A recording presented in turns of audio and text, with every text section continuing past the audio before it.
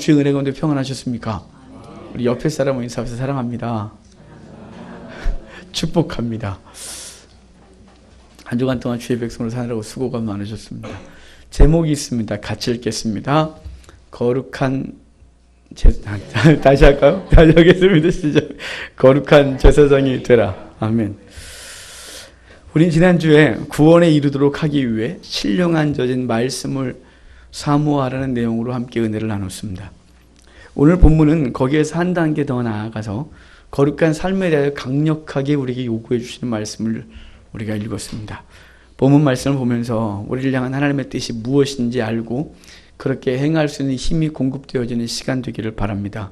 오늘 말씀 본문은 우리 본문의 흐름과 반대로 뒤부터 이렇게 거꾸로 올라오면서 보도록 하겠습니다. 자, 10절입니다. 10절 같이 읽겠습니다. 너희가 전에는 긍휼을 얻지 못하였더니 이제는 긍휼을 얻은 자니라. 아멘. 베드로는 성도의 현재와 과거를 비교하면서 말하고 있습니다. 성도의 과거는 하나님의 백성이 아니었지만 이제는 하나님의 백성이 되었다고 선언하고 있습니다. 이게 놀라운 은혜의 말씀인데 우리가 너무 편안하게 듣고 있어요. 감격이 별로 없는 거죠. 당연한 걸 뭐 이렇게 말했냐 이렇게 싶은데 여러분이 비유를 들면 그게 얼마나 놀라운 사건인지 알 수 있을 것 같아요. 탈북하신 분들이 전에는 자기네들 민증을 그런 거 갖고 있었잖아요. 조선인민공화국 뭐 이런 거 갖고 있었어요. 근데 그들이 대한민국 국민이 되는 순간 주민등록을 받을 때 감격스럽답니다. 우리는 그 평범한 걸 감격하고 받는답니다. 얼마 전 뉴스에 미국에 유학 간 친구들이 미군에 자원 입대한답니다. 그 이유는 딱 하나입니다. 뭐 한국 공보다 미군이 좋아서요? 아니죠. 시민권 하나 얻으려고 미군에 자원 입대한답니다. 우리는 그냥 초소 지키면 되지만 그 친구들은 전장에 나가 목숨이 오락가락 하는데 그 시민권 하나 얻겠다고 삶을 거는 거죠. 대단해서 그러겠죠? 여러분, 우리의 시민권이 하늘에 있습니다. 우리가 전에는 하나님의 백성이 아니었더니 이젠 하나님의 백성이다 라고 하니 놀라운 건 우리가 그냥 그렇다 이 정도로 받을 수 없고 이게 정말 놀라운 은혜인 거죠. 이걸 에베소서에선 이렇게 말해요. 전에는 너희가 죽었었는데 이제는 그리스도께서 너희를 살리셨다 이렇게 말합니다. 지금 주의 백성들을 베드로는 전에는 하나님의 백성이 아니었는데 이제는 하나님의 백성이라고 말하고 에베소서에서 너희가 죽었었는데 이제는 그리스도가 우리를 살리셨다 이렇게 선언하고 있어요. 이렇게 된 건 하나님의 은혜죠. 예수 그리스도의 십자가 보혈의 은혜로 이렇게 되었습니다. 그래서 에베소서 2장 16절에 이렇게 말합니다.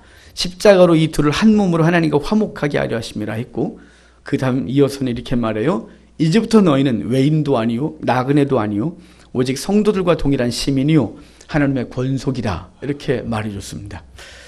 그렇습니다. 우리는 아담의 범죄로 인해서 하나님과 원수가 되었던 존재였습니다. 저주를 받아 사망에 이르렀고 에덴에서 쫓겨나 스스로는 하나님을 찾을 수도 없는 존재가 되었었던 것이죠.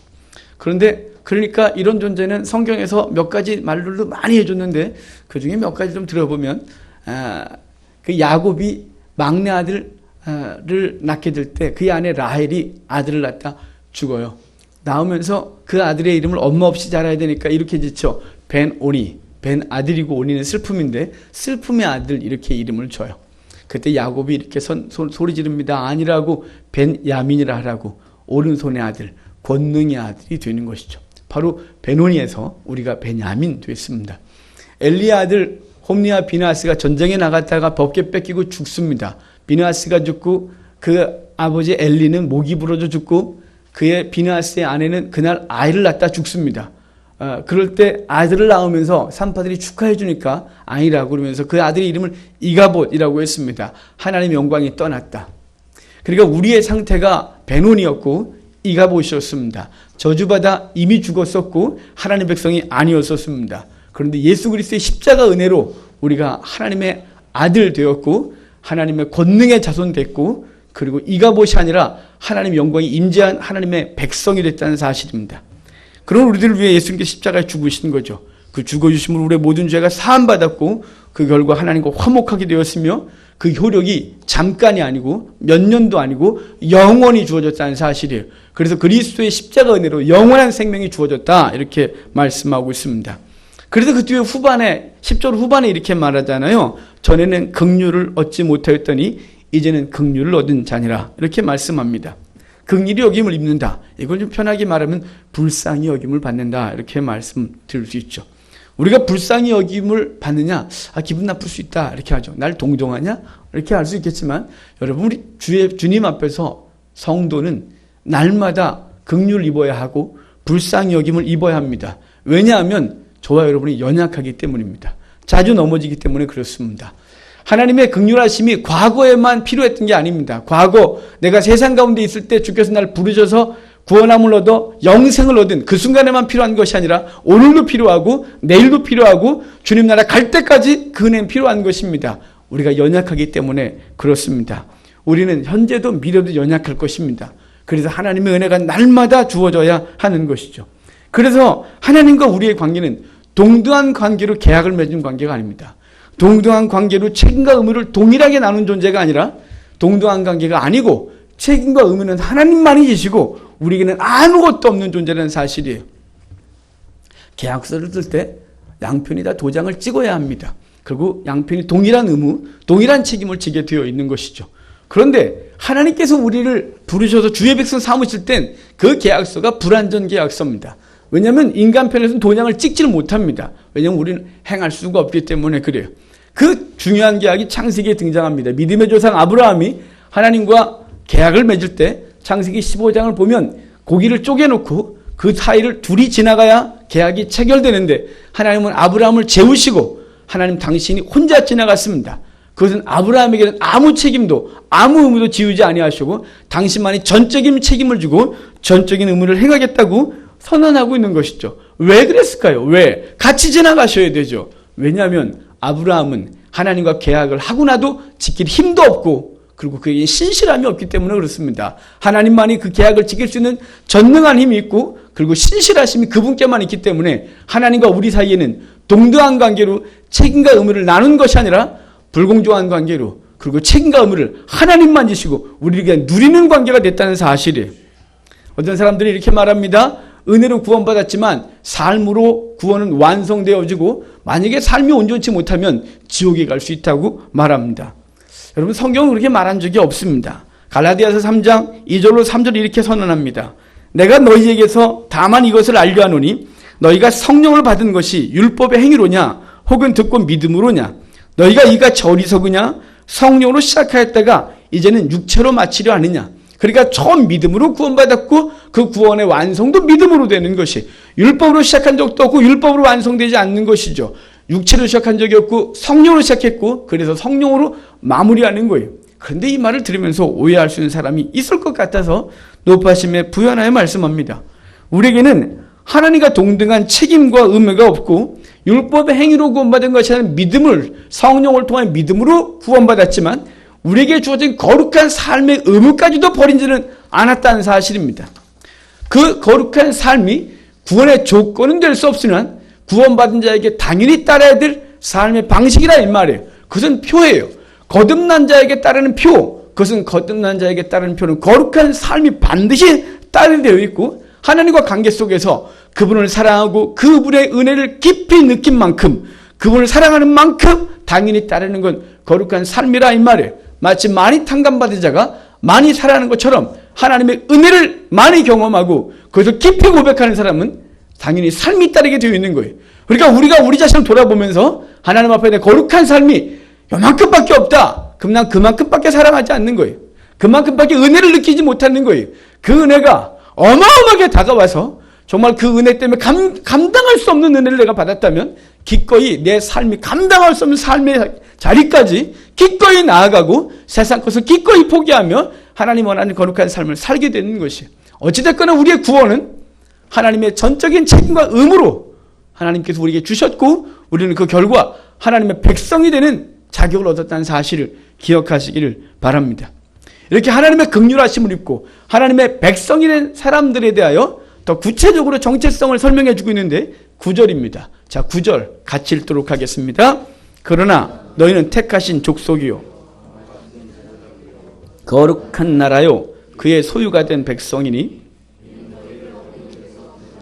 그의 기이한 빛에 들어가게 하신 이의 아름다운 덕을 선포하게 하려 하심이라. 아멘. 베드로는 하나님의 백성이고 아니었던 자가 하나님의 백성이 되고 긍휼을 입지 못했던 자가 긍휼함을 입었다라고 말하면서 그런 자는 어떤 존재냐라고 정체성을 몇 가지로 설명해 주는데 먼저가 택하신 족속이다 이렇게 말해요. 족속 느낌이 좀 그래요. 그래서 사전을 찾으니까 족속은 부정적으로 쓰였다. 사전에 돼 있어요. 근데 우리 성경엔 족속이라는 단어를 종종 쓰거든요. 그래서 족속이라는 단어를 정의하면 이렇게 돼 있어요. 어떤 부류에 속한 사람을 가리키는 말이나 같은 문중이나 계통에 속한 사람 또는 혈연관계가 있는 사람이라고 다른 사전에 되어 있어요. 그러니까 성경은 하나님의 백성을 가리켜 택하신 족속이라고 말하는데 어떤 문중이나 계통이나 부류에 속한 사람이라고 말하고 있는 거죠. 그럼 어떤 부류나 혈연관계를 족속이라고 한다면 우리는 어떤 부류에게 하나님의 백성, 하나님의 족속이 됐냐 이 말이에요. 무엇을 행해서 했을까요? 아니면 어떤 혈통을 나눠 가졌기 때문일까요? 아니죠. 아무것도 없어요. 아무것도 없어요. 성경의 유일한 근거를 이렇게 말해요. 하나님께서 부르신 것. 하나님께서 부르신 택하신 족속. 그러니까 택한 족속은 유일한 근거가 하나님의 부르심이에요. 하나님의 부르심 때문에 우리는 그냥 택한 족속이 됐어요. 우리가 자격이 있거나 어떤 특별한 무엇이 있어서가 아니라 부르셨단 말이죠. 에베소서 1장 4절로 5절에 이렇게 말해요. 창세전에 그리스도 안에서 우리를 택하사 우리로 사랑 안에서 그 앞에 거룩하고 흠이 없게 하시려고 그 기쁘신 뜻에서 우리를 예정하사 예수 그리스도로 말미암아 자기 아들들이 되게 하셨다. 이렇게 말해요. 기쁘신 뜻대로 예정하사 아들이 되게 했다. 오직 그거밖에 근거가 없는 거예요. 우리에겐 자격이 아무것도 없었어요. 이렇게 하나님의 일방적인 부르심으로 한 족속이 된 후에 한 피로 한 족속이 됐습니다. 아브라함의 피요? 아니요. 이스라엘 사람들의 피가 이렇게 세월이 지나면서 막 섞여서요? 아닙니다. 그리스도의 순결한 피입니다. 그 피로 한 족속이 된 것입니다. 너무나 당연하죠. 그런데 아직도 이스라엘과 이방인을 구별해 생각하는 사람들이 많습니다. 그래서 유대인들은 이렇게 살아야 되고 이방인은 이렇게 살아야 되고 이렇게 말하거나 또는 유대인은 이런 건 지켜야 되고 이방인은 안 지켜도 되고 뭐 이런 소리를 하는 이상한 부류들이 있습니다. 특별히 메시아닉주 유대인이었다가 크리스찬 된 사람들의 가르침을 받으면서 그렇게 다른 사람이 지금 한국교회 만여 명이 넘어가고 있습니다. 여러분 우리에게는 그런 혈통을 타고난 것이 아니라 그리스도의 피로 말미암아 한 족속이 된 하나님의 자녀에는 아무 혈통이 없습니다. 다른 혈통이 없습니다. 이 말은 주 안에서 피부색의 구별도 국적의 구별도 조상의 구별도 혈액형 구별도 혈통의 구별도 없습니다. 오직 하나 하나님의 자녀는 한 부류에 속한 한 족속밖에는 없는 것입니다. 앞에서 인용했던 에베소 2장 19절에 이렇게 말해요. 이제부터 너희는 외인도 아니요 나그네도 아니요 오직 성도와 동일한 시민이요 하나님의 권속이라. 하나밖에 없어요. 하나님의 권속. 에베소서는 이방인과 유대인들 사이를 말하면서 너희가 이방인도 아니고 유대인도 아니고 오직 하나 그리스도의 십자가의 은혜로 하나 됐다라고 말하면서 오직 한 족속 한 권속 한 시민 이렇게 됐다고 말하죠. 그래서 로마서 9장 6절로 8절에도 이렇게 말해요. 하나님의 말씀이 폐허해진 것 같지 않다. 이스라엘에서 난 그들이 다 이스라엘이 아니요 또한 아브라함의 씨가 다 그의 자녀가 아니라 혈통 필요 없다 이 말이에요. 오직 이삭으로부터 난 자라 내 씨라 불리라 하셨으니 그 육신의 자녀가 하나님의 자녀가 아니요 오직 약속의 자녀가 실로 여김을 받았다. 오직 약속의 자녀만이 하나님이 부르신 그 부르심을 받은 자들이 상속자가 된다고는 갈라디아서의 말처럼 오직 딱 한 부류밖에 없다 이 말이에요. 그러므로 이제는 혈통을 따라 말씀이나 구원이 달리 적용되는 것이 아니라 오직 한 성령, 한 족속, 한 구원만이 있을 뿐입니다. 우리 이미 출애굽기를 통해서 하나님의 구원 역사를 몇 가지 봤었는데 출애굽기 보면 10가지 재앙이 나옵니다. 10장을 보면 처음과 두 번째는 술사들도 따라하다가 세 번째부터는 술사들이 따라하지 못하고 네 번째부터 아홉 번째까지는 구별이 일어납니다. 히브리 사람들이 사는 영역과 이집트 사람들이 살아가는 곳에 영역이 구별돼서 재앙이 쏟아져요. 그러니까 그 다음부터는 재앙이 히브리 사람들의 영역은 재앙이 안 쏟아지고 이집트 사람들의 영역에만 쏟아졌어요. 히브리 사람들은 그 재앙을 받지 않았고 이집트 사람들은 재앙을 받았어요. 9번째까지 그렇게 쭉 진행되다가 10번째는 구별이 달라져요. 10번째 구별은 뭐냐면 혈통이나 지역적 구분이 아니라 어린 양의 어린 양의 피를 문설주에 발랐느냐 바르지 않았느냐예요. 피의 구별이에요. 민족의 구별도 혈통적 구별도 지리적 구별도 아니라 오직 피의 구별이에요. 피를 발랐느냐 바르지 않았느냐에 따라서 죽느냐 사느냐가 결정되는 것이에요. 그가 히브리인이라도 피를 안 바르면 죽었고 그가 이방인이라도 피를 발랐으면 살았어요. 이것이 뭘 의미하냐면 구약까지는 전통적으로 어떻게 그 성경이 구도를 갖고 오냐면 이방인과 유대인을 나눠서 쭉 갖고 오다가 예수 그리스도를 통하여 오직 딱 하나 그리스도의 피를 통하여 피를 믿으면 그리스도의 대속의 피를 믿으면 구원을 얻고 그 피를 믿지 아니하면 대속을 얻지 못하는 것으로 말씀하고 있다는 사실입니다. 혈통적 구분이 아니라 피의 구분이에요. 저와 여러분이 그래서 하나님의 권속이 된 거예요. 하나님의 족속이 된 거예요. 거룩한 족속으로 구별돼서 하나님 앞에 있는 것이죠. 이 신비하고 놀라운 사건이 우리 속에 있다는 사실을 기억하면 무한 감사할 수밖에 없는 것이죠. 성경에 또다시 이렇게 우리를 정의해요. 너희는 왕 같은 제사장이다 이렇게 말해요. 사실은 왕하고 제사장은 안 맞아요. 왕하고 제사장은 절대로 같이 갈 수가 없었어요. 이스라엘은 왕과 제사장을 엄격히 구별했어요. 왕이면서 제사장 제사를 하려다가 망한 사람이 성경에 둘이 있어요. 사울이에요. 사울이 제사를 먼저 지냈다가 하나님 앞에 벌인을 받아요. 우시아 왕이 나라가 굉장히 부강했거든요. 그래서 우시아 때를 평가하기를 솔로몬의 영광을 회복한 때다 이렇게 할 정도로 우시아가 굉장히 강력한 나라를 만들었어요. 그 교만이 결국은 하나님 앞에서 하지 말아야 할 짓을 했는데 그가 성전에 들어가 분향을 하려고 했어요. 제사장들이 막 맞고 목숨을 걸고 막았지만 그가 뿌리치고 가서 분향을 하다가 그만 이마에 문둥병이 걸리고 별궁에 거하다 부끄러움을 죽음을 당하고 말았어요. 구약에선 제사장과 왕은 같이 갈 수가 없어요. 근데 오늘 본문에 왕 같은 제사장이 이렇게 말하고 있는 거예요. 많은 신학자들이 이것에 대해서 많은 얘기를 했어요. 그런데 많은 사람이 지지하는 건 뭐냐면 이 신약의 와선 예수 그리스도 통하여 하나님의 백성이 된 사람들은 왕이면서 동시에 제사장으로서 역할을 감당한다는 거예요. 그리스도인은 왕이신 그리스도와 연합하여 세상을 다스리고 그리스도의 그 놀라운 은혜를 입어 분이 스스로 하나님 앞에 내가 예배하며 그리고 영혼들을 품에 안고 기도할 수 있는 존재가 됐다는 사실이에요. 이 제사장, 너희를 제사장이 되게 하겠다는 말은 거의 처음 한 말이 아니에요. 출애굽에서 이스라엘 백성들에게 주님께서 주신 약속이었어요.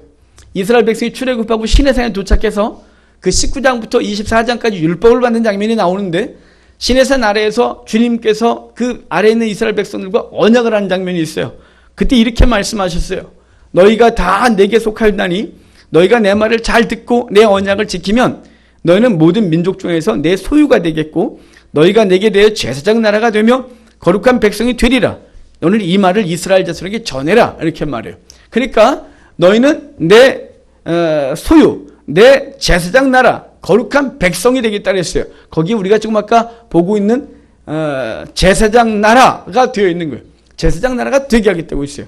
근데 제가 읽었는데 그냥 혹시나 지나간지 모르겠어요. 전제가 있어요. 전제. 제사장 나라 그냥 되는 게 아니에요. 거기 무슨 전제가 있었냐면 너희가 내 말을 듣고 내 언약을 지키면이에요. 내 말을 듣고 내 언약을 지키면 제사장 나라가 되고 소유, 거룩한 백성 등등이 되는 거예요. 그러니까 그 말을 지키고 언약을 지키지 않으면 안 되는 거예요. 그게 구약이 우리에게 주신 하나님의 말씀이었어요. 그럼 이스라엘 백성이 지켰냐? 1400년 동안 그 말씀이 주어지고 예수님 올 때까지 제대로 지킨 적이 없어요. 그래서 그들은 책망하고 하나님 앞에 벌을 받고 회복되고 계속 그럼에도 불구하고 단 한 번도 완벽하게 지키지 못하는 거예요. 그래서 그 요구를 누가 만족시키냐면 예수님이 이 땅에 오셔서 그분이 순종함으로 완성하시고 그분이 죽어주심으로 그 모든 부정과 불순종을 다 한 방에 끊으시고 완성하신 거예요. 그분이 그 요구를 완성하셨단 말이에요. 그래서 그 안에 있는 모든 자, 그리스도 안에 있는 모든 자들은 하나님의 제사장 나라가 된 거예요. 근데 신약에서 이렇게 말해요. 왕 같은 제사장이다. 그냥 제사장이 아니라 왕 같은 제사장을 우리 가운데 말씀해 주고 있습니다. 성도 여러분, 예수님이 우리를 위해 죽어주심으로 왕 같은 제사장 되어서 이 땅을 하나님의 말씀으로 하나님의 말씀을 지켜 살면서 다스리고 그리고 하나님 앞에 나아가 예배하는 거룩한 존재가 됐다는 사실을 기억하는 우리가 되기를 바랍니다. 다음으로 이렇게 말해요. 너희는 성도는 거룩한 나라다. 아까 거기도 거룩한 나라였어요. 공동 번역 성경은 이 거룩한 나라를 뭐라고 번역했냐면 거룩한 결에 이렇게 번역했어요. 새 번역은 거룩한 민족이라고 번역했어요. 지금 여기 거룩한 건 다 동일한데 뭐가 자꾸 달라지냐면 결에다, 민족이다, 나라다. 그럼 영어는 뭐라고 번역했을까요? 영어 성경 다 동일하게 nation이라고 번역했어요. 그럼 헬라어 원어는 뭐라고 썼는데 이렇게 다양하게 번역했냐면 에드노스라는 헬라어예요. 이 에드노스는 민족, 백성이라는 거죠. 그러니까 우리가 보이는 어떤 공동체 나라를 말하는 게 아니라 그 안에 있는 사람들에 대한 얘기인 거죠. 그래서 에드노스는 에도스라는 말에서 파생됐는데 에도스는 습관, 관습 이런 뜻을 갖고 있어요. 그러니까 같은 습관, 같은 관습을 갖고 있는 사람들의 공동체가 거룩한 나라라고 번역된 거예요. 그래서 거룩한 민족, 거룩한 결의, 거룩한 공동체 된 거죠. 순수한 그리스 사람들이 헬라 사람이 아닌 사람들을 이 에도스라고 불렀어요. 우리와 전통이 다르고 그리고 습관이 다른 사람들의 부류를 그렇게 치부했었단 말이에요. 성도는 같은 습관과 같은 관습을 소유한 자라는 것입니다. 성도는 그리스도의 피를 나눴을 뿐만 아니라 같은 문화, 같은 언어, 같은 가치관, 같은 관습을 갖고 살아가는 공동체인 것이. 그래서 그리스도 안에 들어오면 우리 이렇게 말해요. 형제님, 자매님 이렇게 말하죠. 이제 주 안에 있는 자들은 의지와 지식이 새로워져서 세상과 다른 방식으로 세상과 다른 목표를 가지고 살아가는 존재가 됐다. 이것이 바로 거룩한 나라, 거룩한 민족, 거룩한 결례라고 표현해주고 있는 것이에요. 성도는 하나님께로부터 받은 거룩한 전통과 거룩한 습관을 가지고 살아가는 존재입니다. 그러니까 이전에 하나님의 백성이 아니었을 때 습관은 우리의 것이 아닌 거예요. 이제 하나님의 백성이 아니었을 때 목표는 우리의 목표가 아니에요. 그리고 우리의 삶의 자세들과 습관이 다 바뀌었어요.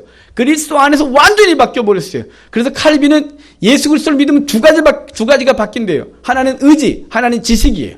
그러니까 뭐가 옳고 그른지에 대한 지식이 바뀌었어요.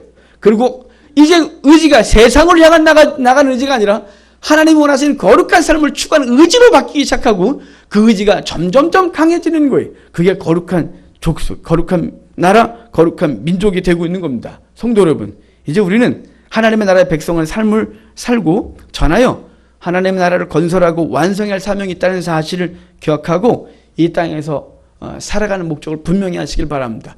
성도의 유일한 존재 이유, 성도의 유일한 존재 목적이 뭐냐면 하나님의 나라를 세우는 것입니다. 그거 외에는 우리에게 이 땅에 살 이유가 없습니다, 여러분. 그래서 오직하면 이렇게 말하잖아요. 사명이 없으면, 사명이 있으면 살고 사명이 없으면 하나님이 거둬가신다고.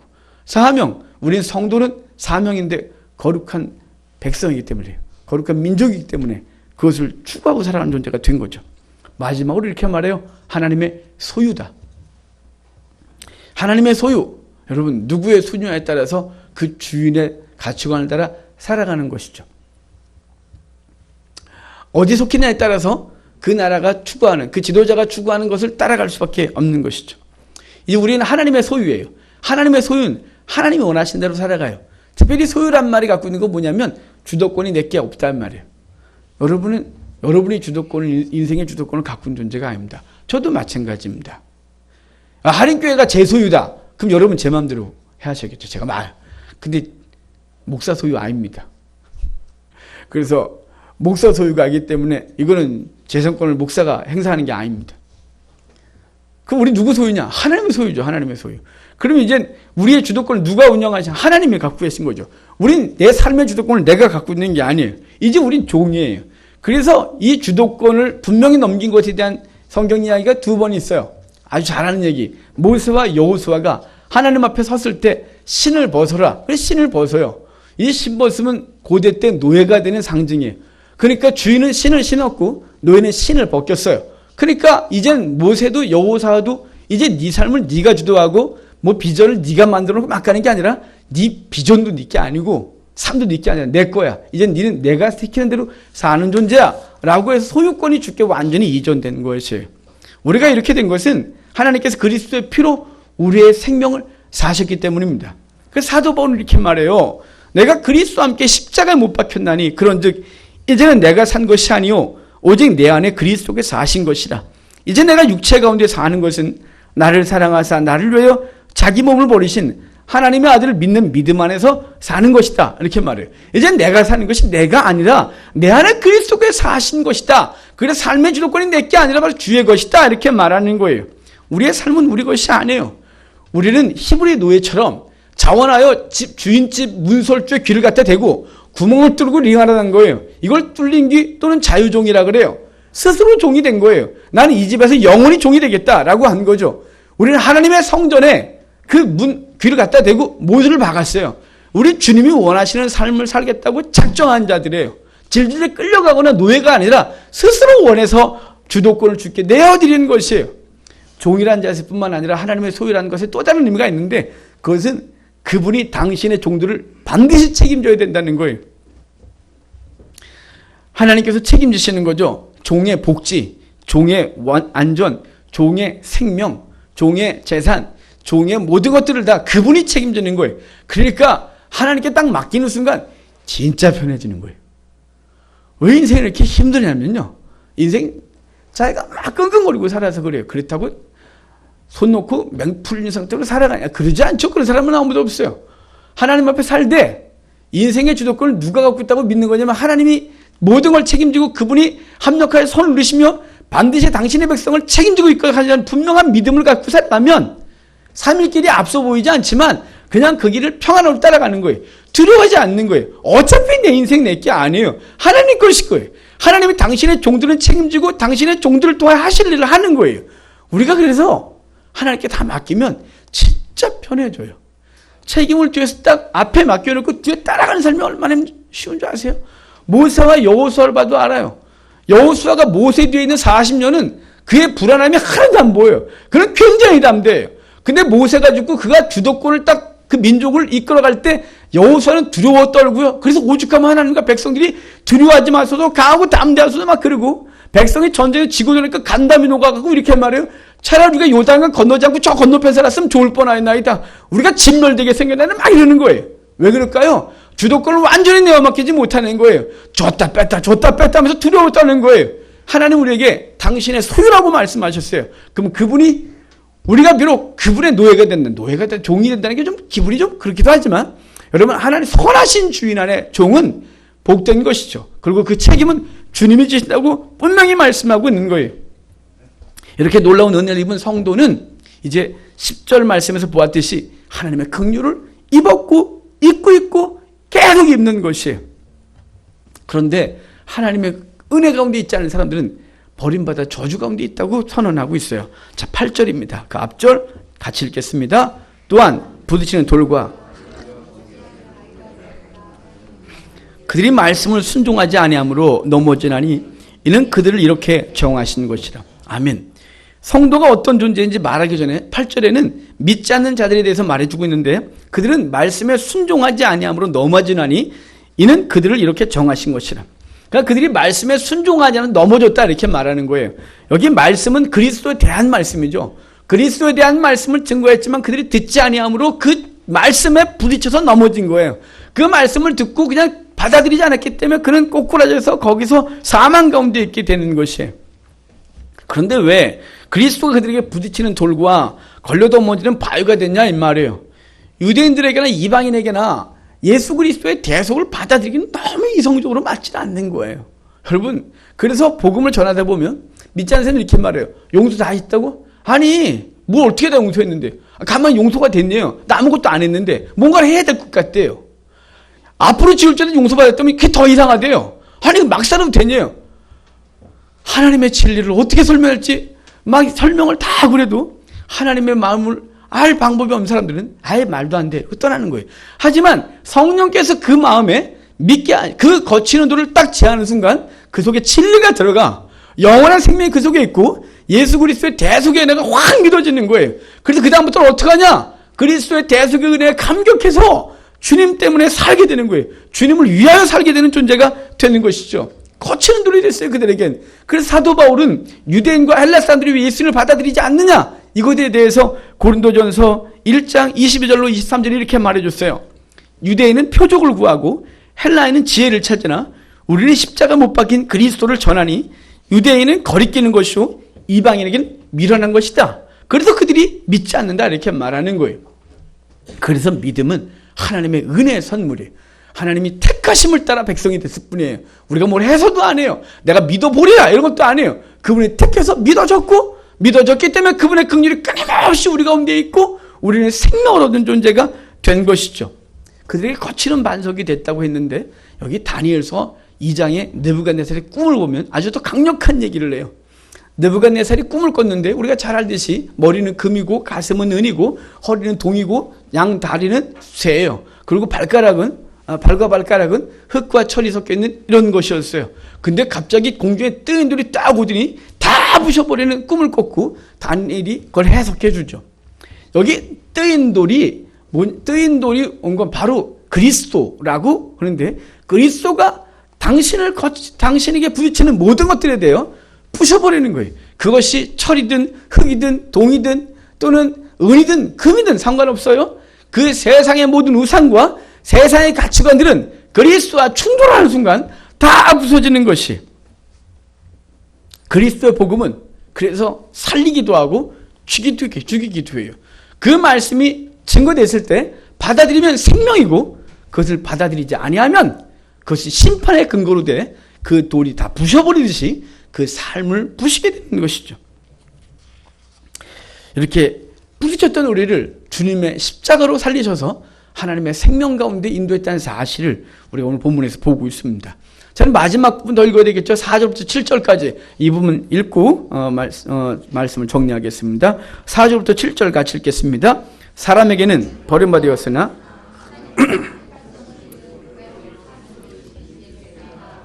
너희도 산돌같이 신령한 집으로 세워지고 예수 그리스도로 말미암아 하나님이 기쁘시게 받으실 신령한 제사를 드릴 거룩한 제사장이 될지니라.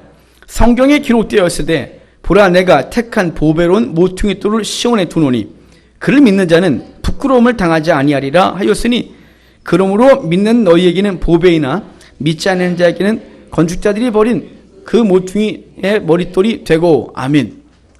여기 예수님을 뭐라고 말했냐면 산돌이 됐다고 말합니다. 산돌이니까 산에 있는 돌, 산돌이 아니고요. 산돌은 살아있는 돌을 말해요. 그래서 영어 성경은 리빙스톤이라고 번역해놨어요. 원어도 마찬가지예요. 원어도 살아있는 돌이라는 말이에요. 근데 이상한 건 돌이 어떻게 살아있어요? 이런 이상하게 살아있는 돌을 생각할 수가 없어요. 상상하라고 별 생각을 다 해도 그러면 살아있는 돌은 뭐냐 이 말이에요. 살아있는 돌의 다른 의미는 뭐냐면 다듬어지지 않은 돌이라는 뜻이에요. 원서 그대로예요. 그걸 다듬어지지 않은 돌을 말할 때 산돌이라고도 표현한답니다.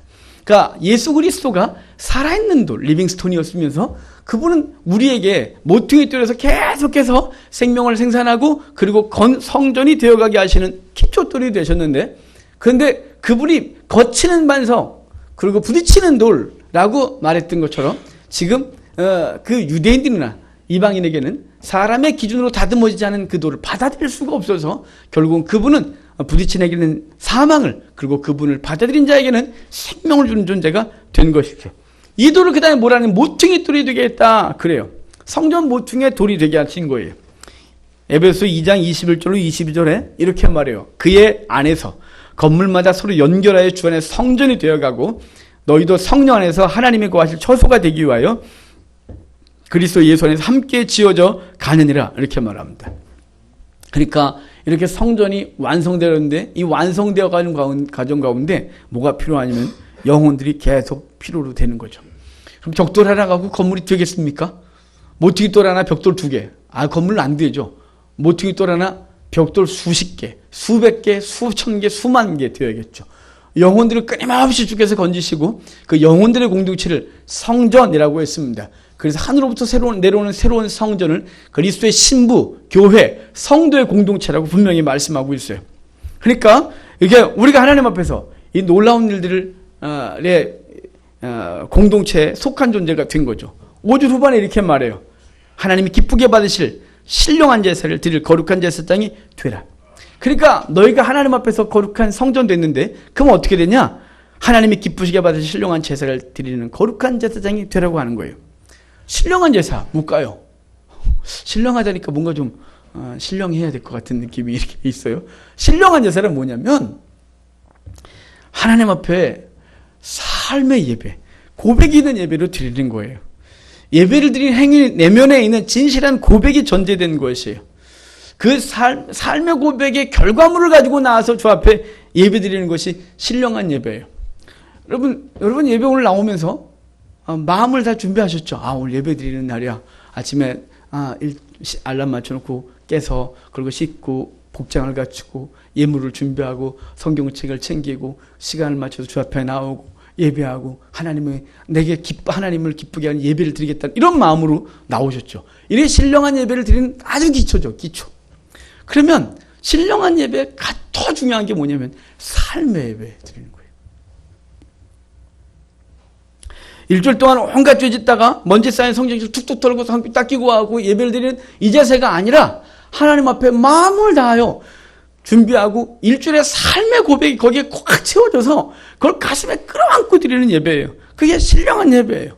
주중에 폭언과 폭력을 행하고 음주가무에 빠져 살고 배우자를 속일 뿐 아니라 하나님을 속이고 다른 이성과 사랑이 아닌 불장난을 하고 자신의 이익을 위해 자신을 믿고 따랐던 사람을 속여 이득을 취하고 자신의 연약을 동조하는 상대의 마음을 악용해서 그에게 끊임없이 요구하고 그것을 당연히 여기며 자신은 게으르게 살고 자신에게 주어진 삶의 책임을 다하지 않다가 주 앞에 나와 예배하는 건 신령한 예배가 아니에요. 하나님이 받는 예배가 아니에요.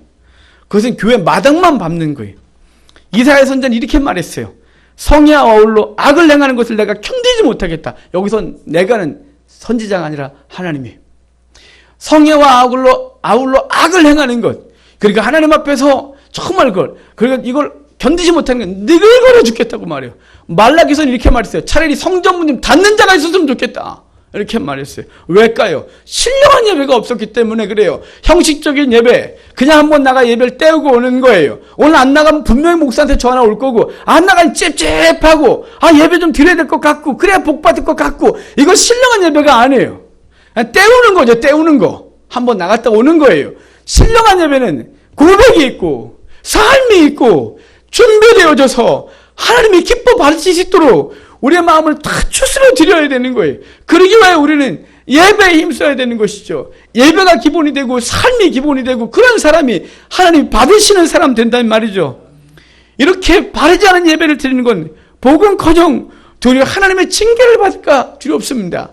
그래서 이사야서에 이 말이 있고 한참 후에 이스라엘은 망했고 성전이 파괴됐으며 말라기에서의 말씀이 있어지고 난 후에 예수 그리스도 옷을 심판하고 성전은 주 70년에 완전히 파괴되고 이스라엘 백성은 주 130년에 완전히 사라져버렸어요.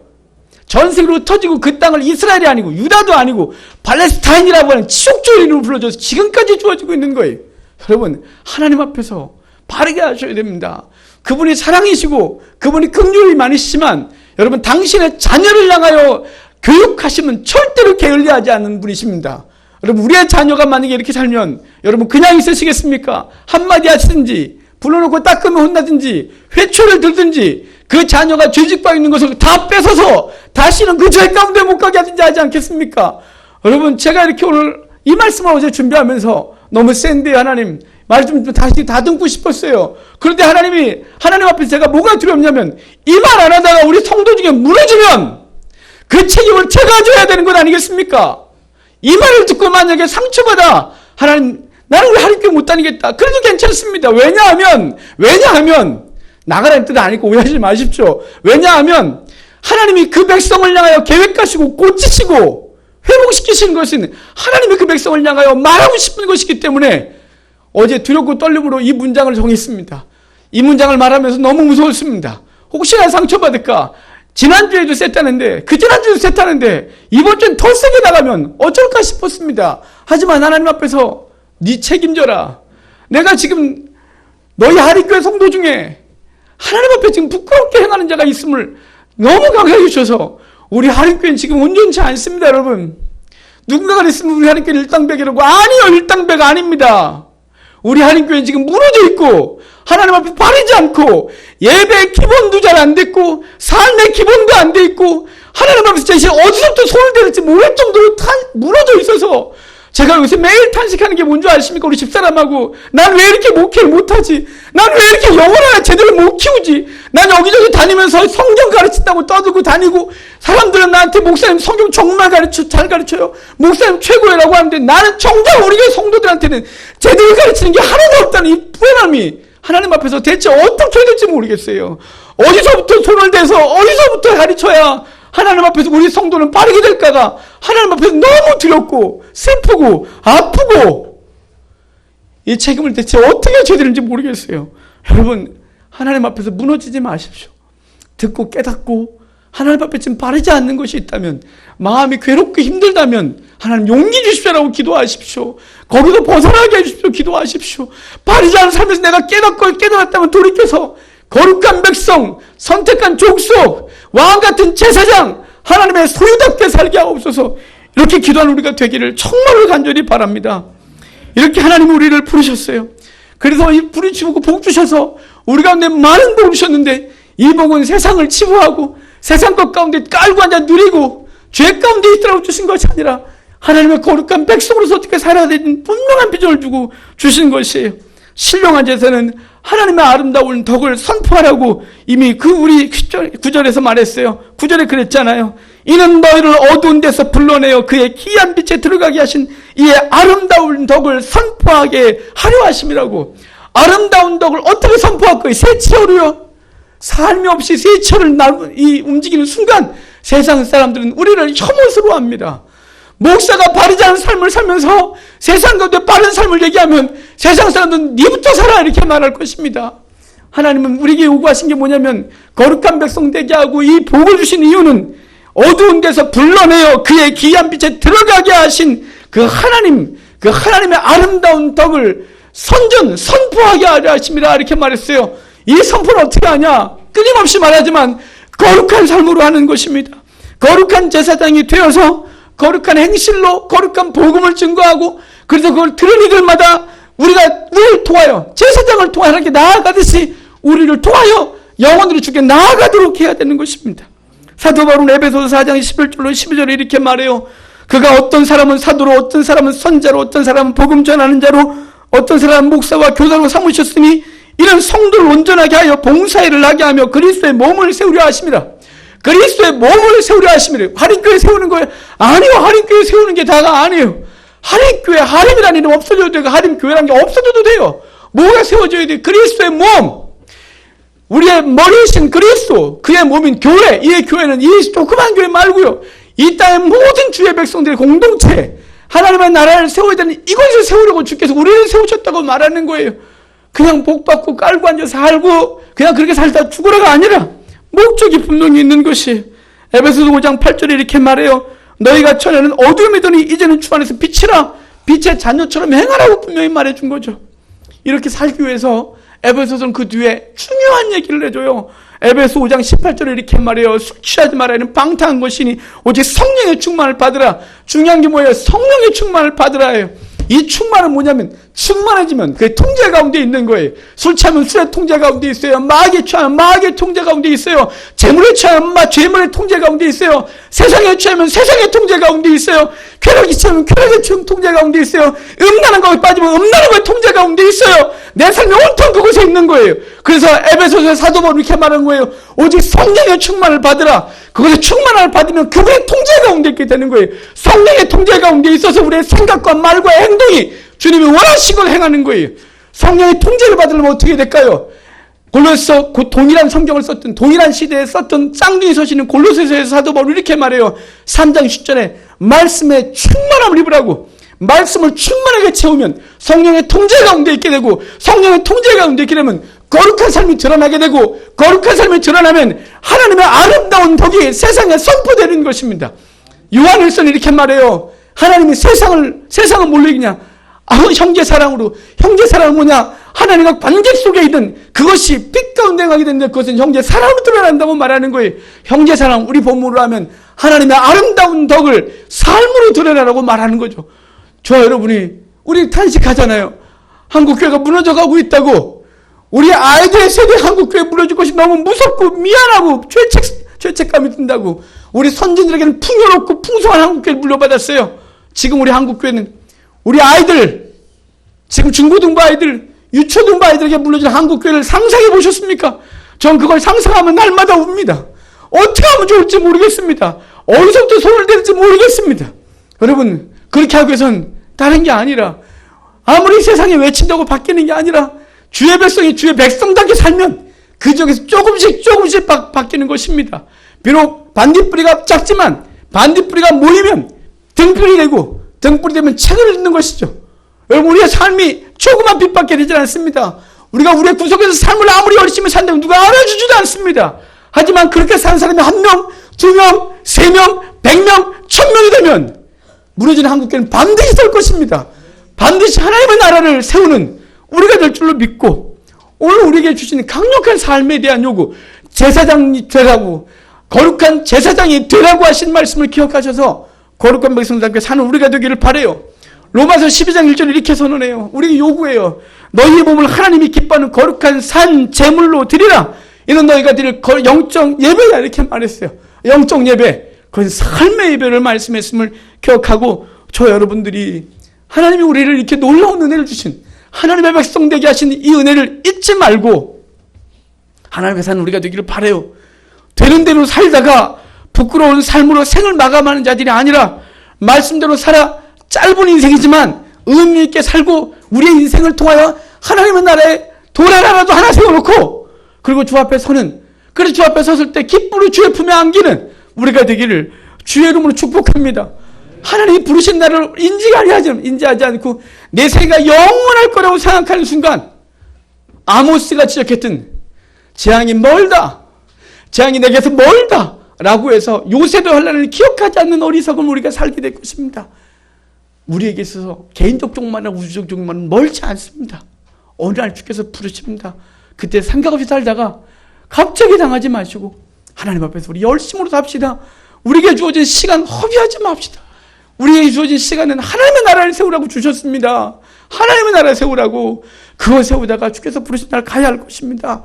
우리 9절 10절 마지막으로 천천히 또박또박 읽고 우리 말씀을 마치겠습니다. 그러나 너희는 택하신 족속이요 왕같은 제사장들이요 그의 소유가 된 백성이니 이는 너희를 어두운 데서 불러내어 그의 기이한 빛에 들어가게 하시니에 아름다운 덕을 선포하게 하려 하십니다. 너희가 전에는 백성이 아니더니 이제는 하나님의 백성이요 전에는 긍휼을 얻지 못하였더니 이제는 긍휼을 얻은 자니라. 아멘. 기도하겠습니다.